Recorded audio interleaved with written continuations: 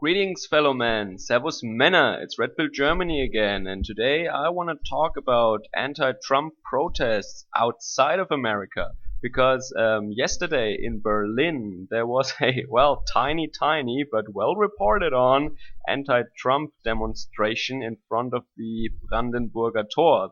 And to me, as a German citizen and national, it is actually disgusting to see these Americans and also people of other nations abusing the guest privilege that we granted them here in Germany. Many of them are students, and their courses at the university are actually funded by German taxpayers. So in order to give you the correct framework for these actions, of course this was not spontaneous.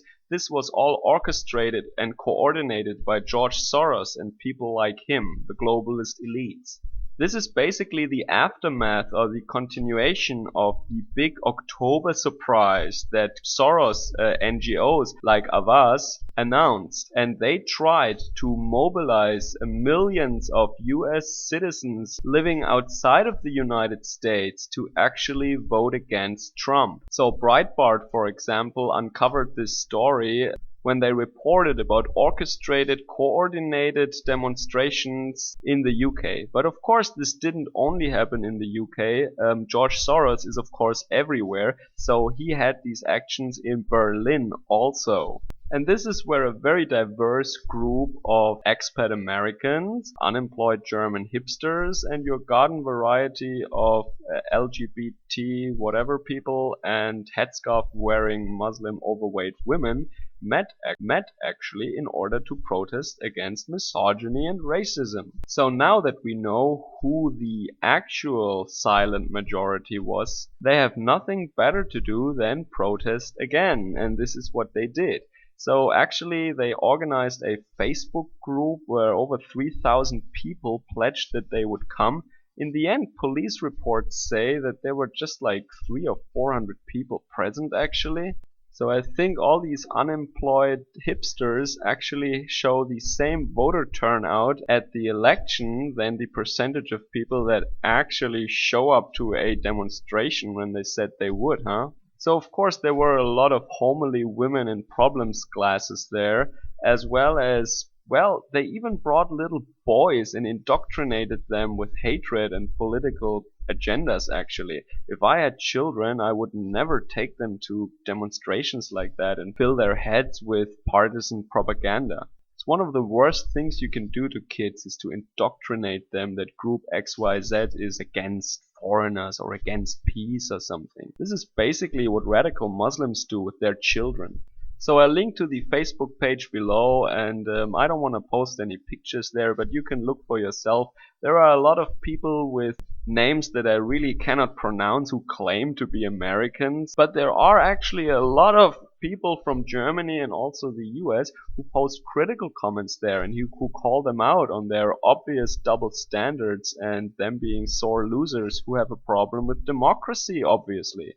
On questions such as what exactly are you demonstrating against, and didn't Donald Trump win fair and square, and shouldn't you just give him a chance and wait and see how his style of government will actually turn out to be, the answers to these very rational and justified questions were vitriolic hate, name calling, and just utter nonsense. But as I said, you can check for yourself on the Facebook page I linked below.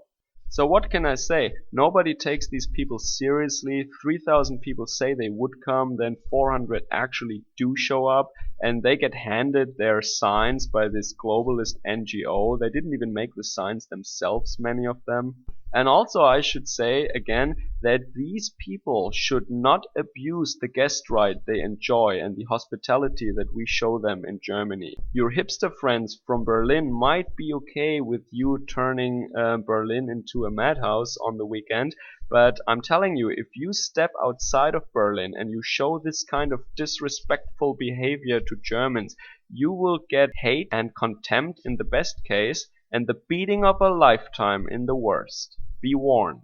You are a guest in my country, and we are paying for your education. The least thing you could do is respect our rules and not bring your foreign conflicts into my fatherland.